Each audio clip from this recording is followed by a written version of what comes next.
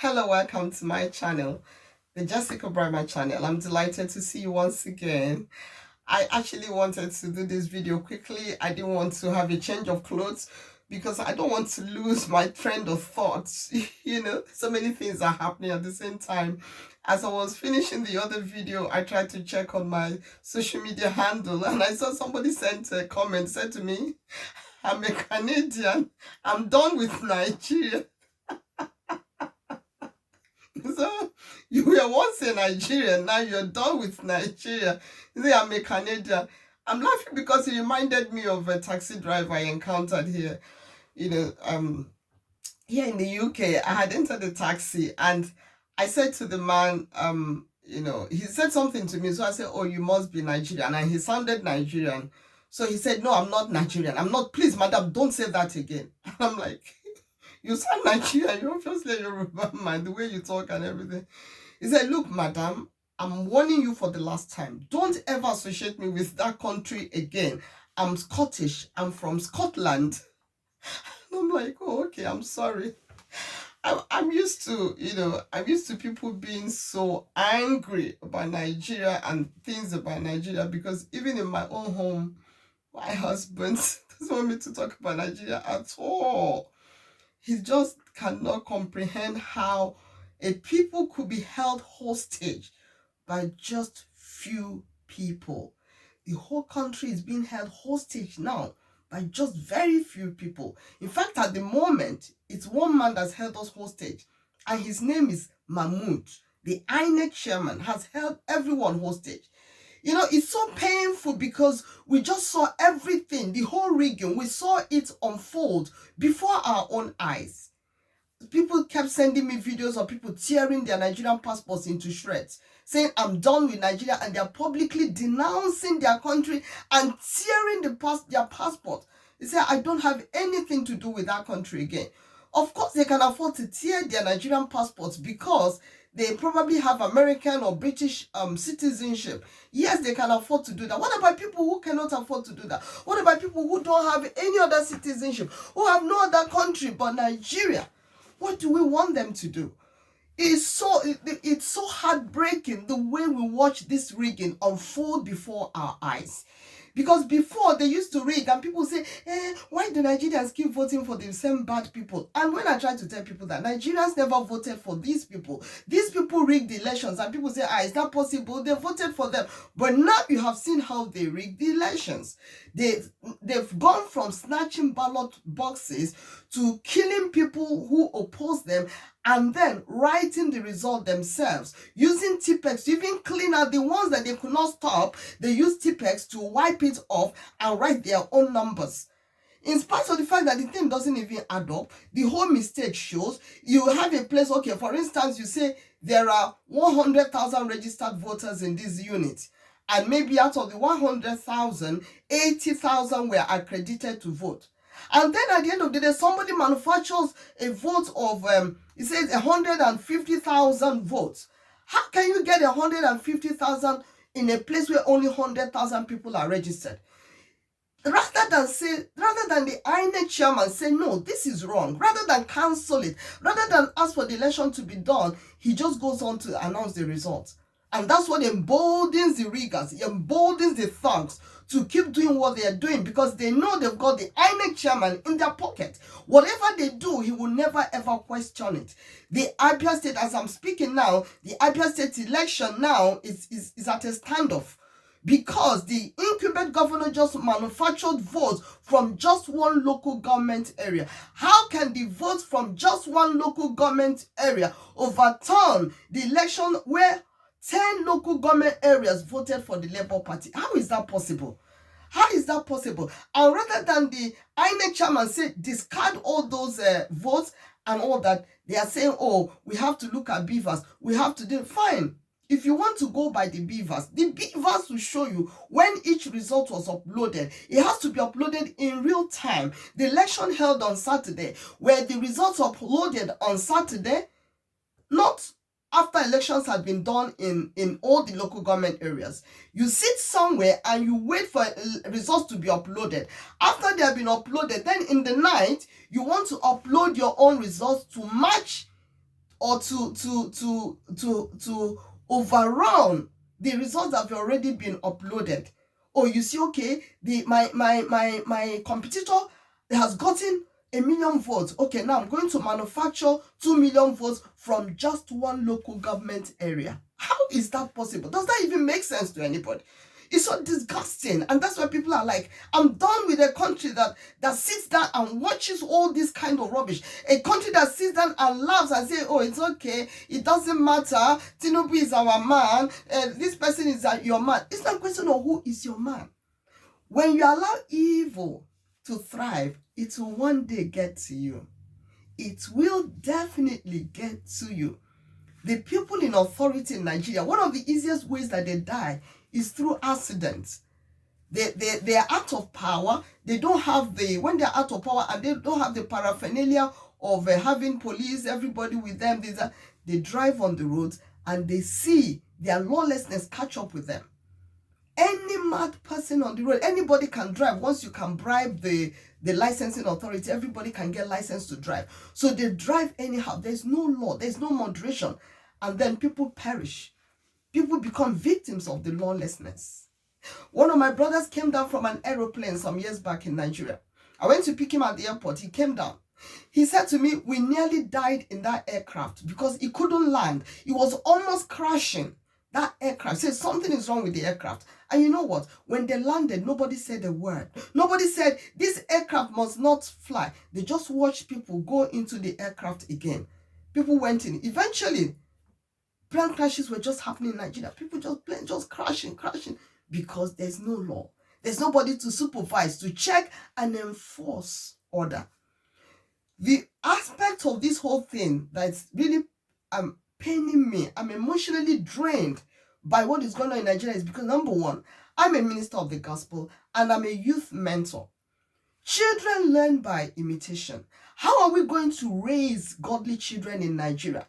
In a society that trivializes morality, a society that enthrones mediocrity and thugs over the educated and the enlightened. How can we raise children in that environment?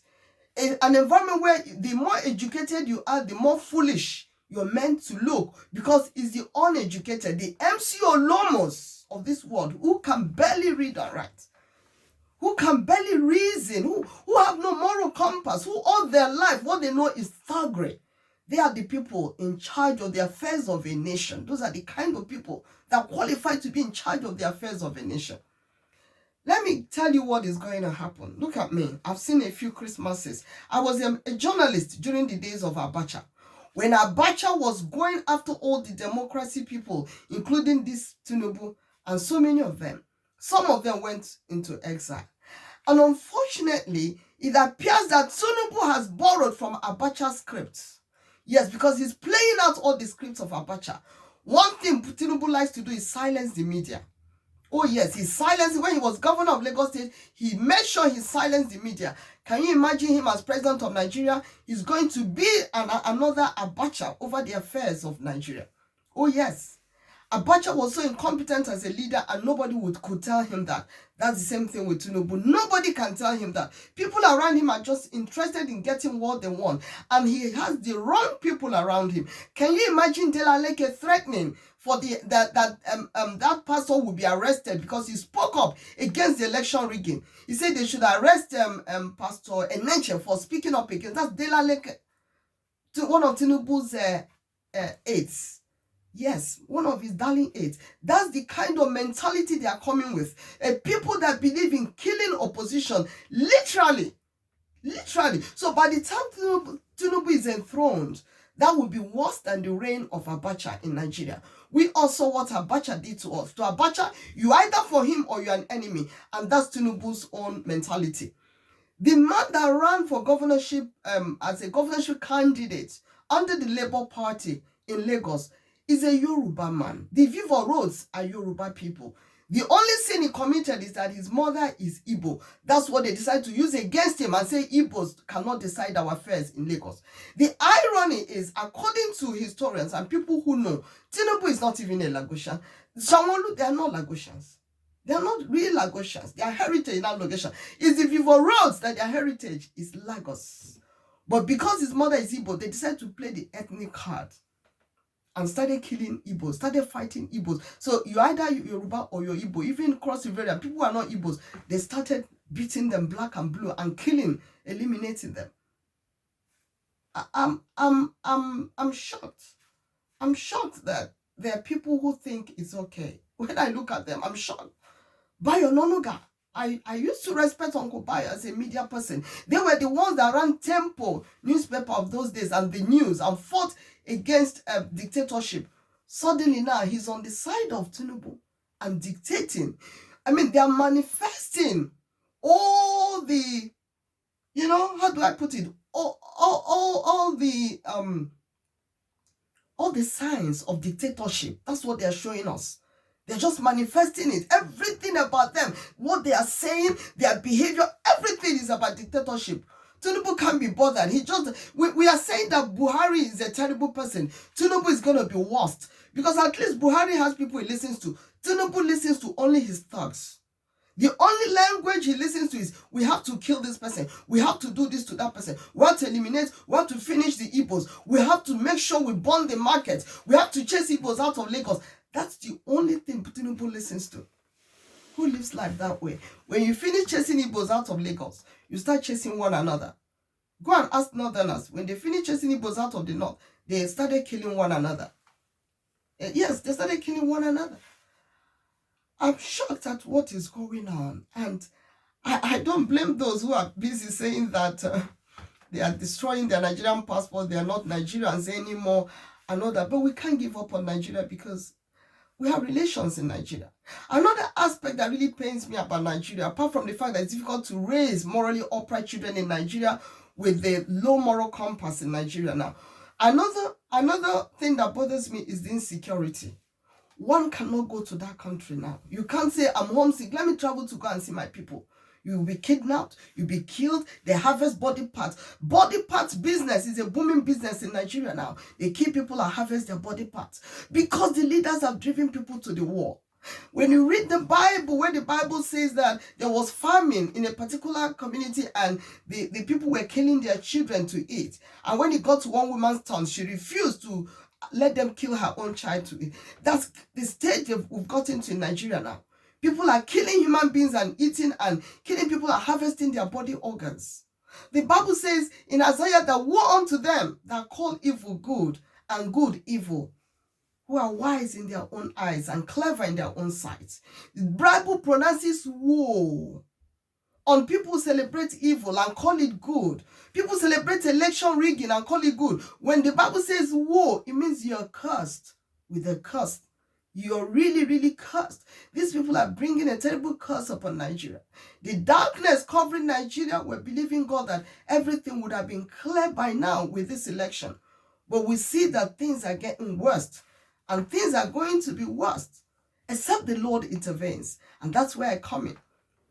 The Lord has to intervene. When it gets to a point, remember the Israelites got to a point with Pharaoh where they were totally helpless. But the intervention of God did it for them. Let's begin to ask God to intervene. That God, we are like Egyptians. We're like Israelites in Egypt. Intervene, oh God. Let's not stop praying. And let those of us, the remnants that can live righteous, please, let's live righteous. They're telling me the story of the resident electoral commissioner in Abia State. For the first time, elections counted in Abia State. The votes of people counted in the senatorial election, the constituency election. What do they call it? State House of Representative elections. Elections counted because the woman refused to be bribed. They say her name is Professor Oti. She's a vice chancellor. She refused to be bribed. All these years, all the resident electoral commissioners that come to Abia State, they sell out. And they just take billions from the incumbent and they truncate the wishes of Abia people. But this woman refused to be bribed. And now the governor once again wants to doctor the votes of just one particular local government area to use it to wipe off all the votes that the Labour Party has won in the 10 local government areas. How can the votes of one local government area wipe off the votes of 10? How possible is that? As I'm speaking to you now, they've taken the matter to Abuja. They've not announced Abia State result, but I'm praying to God. I'm praying that when they announce it, they will see reason and see that this governor cannot continue rigging and getting away with it. The person that put him there rigged him in. He is living after edges. He wants to rig another person in. Let's not stop praying. And for those of you, as the Bible says, when he that is doing good, continue to do good. Don't be weary in well-doing. Live righteous. Because remember, as you're criticizing these people, if you also compromise, if you are living in sin, in fornication, in adultery, in cheating and lying, you will end up in the same place with them. That is in the hellfire.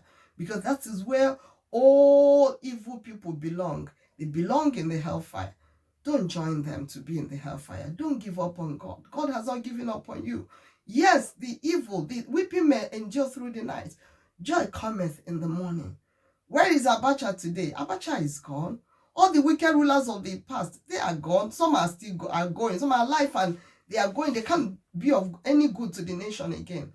So let's keep praying, my brothers. And let's not give up on Nigeria, please. And let me appeal to you to kindly subscribe to my channel. It's not enough for me to have 40,000 views, 13,000 views, yet I don't have up to 40,000 subscribers. Just click the subscribe button, please. Thank you for doing that. Thank you so much. And I want